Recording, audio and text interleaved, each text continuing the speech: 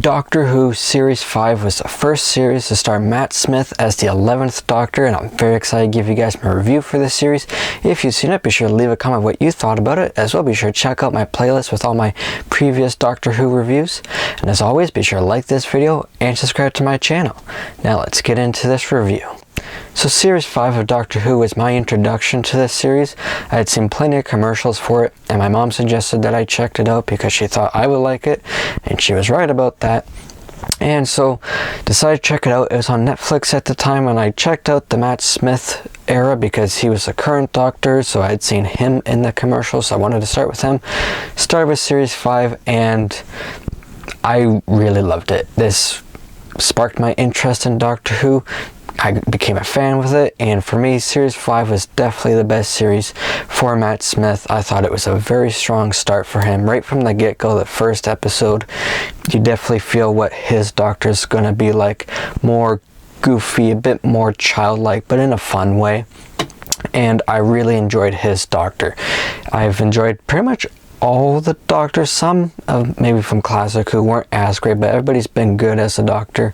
And Matt Smith, I definitely think, is probably like a top 5 Doctor Who for me. He was a lot of fun. I thought he was really good in the role, and like I said, right from that first episode, I thought he had nailed it. And this series also brings Amy Pond and Rory Williams in as the companions, and those two I think are one of my favorite companions as well. They worked very well with the 11th Doctor in my opinion. I enjoyed their characters.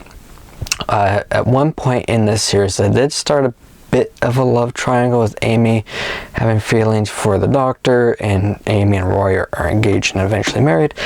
That wasn't thrilled when they were going that route, but they didn't stick to it very long. They corrected that. I was a little nervous it was going to be too much of a love triangle, because I'm usually not a love triangle guy. I thought they handled that better than how they handled the whole Mickey, Rose, and the Doctor situation.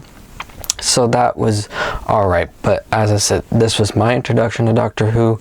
I enjoyed all the sci-fi, space, time travel stuff because I heard about this, what the series is about, but got to see it. Also, if you'd seen my previous reviews for this series, you know that I was a big fan of the episode Blink and the Weeping Angels. Well, there's a 2-parter in this with the Weeping Angels, and that was my introduction to the Weeping Angels. I still love those 2 episodes, The Time of Angels and Flesh and Stone.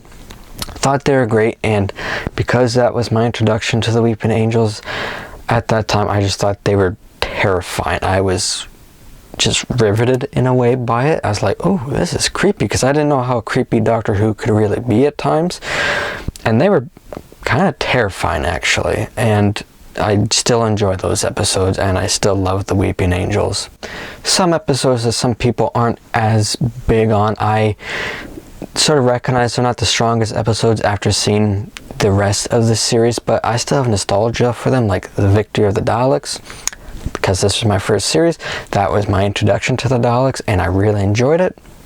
Definitely not the best episode with the Daleks now that I've seen all of Modern Who and pretty much all of Classic Who, but I have nostalgia for it. I think it's fun, and I enjoyed the sort of overarching story in this series with that crack in the wall. I enjoyed that. I thought they did some cool stuff with it. It had a very wacky conclusion, which for me worked. There were some where they go really big and it doesn't work, sort of like the finale to Series 6, which I'll get into in my next Doctor Who review.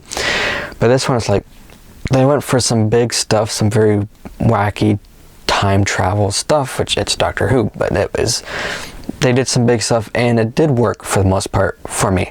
I think when it came to the conclusion of at least the final episode in this, where the Doctor is initially sort of erased from existence and is sort of brought back by Amy remembering him, that is sort of weak, I guess, for me, for finding a reason for the Doctor to come back into existence, but it was fine. But other than that, I enjoyed that. I enjoyed Rory's story a lot in this too.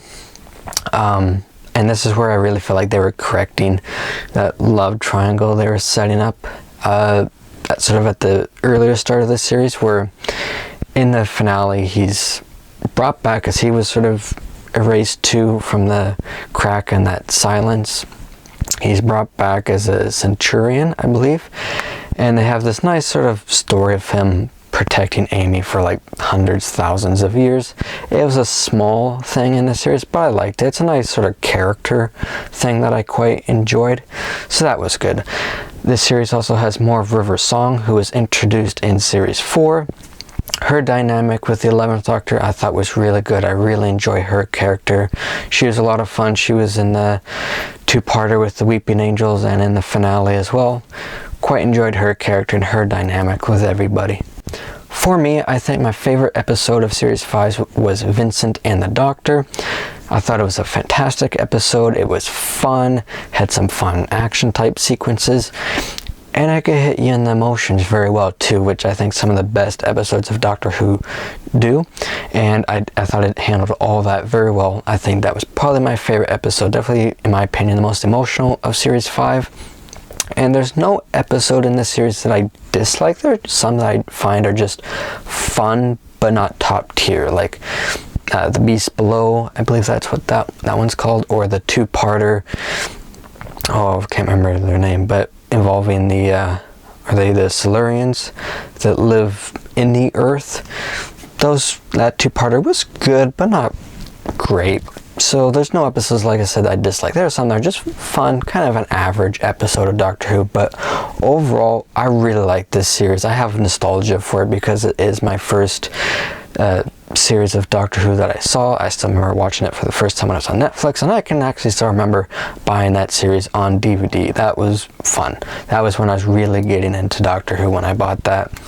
So I think it's a very fun series. For me, definitely the best of the Matt Smith era. For me, I'm going to give Doctor Who Series 5 an 88%. So guys, those are my thoughts on Doctor Who Series 5. If you've seen it, be sure to let me know what your thoughts are on this series. As well, be sure to like this video and subscribe to my channel. And be sure to stay tuned for some more reviews coming soon. My next review is going to be Quantum of Solace, the next James Bond movie. So stay tuned for that. And until my next video, take care everybody.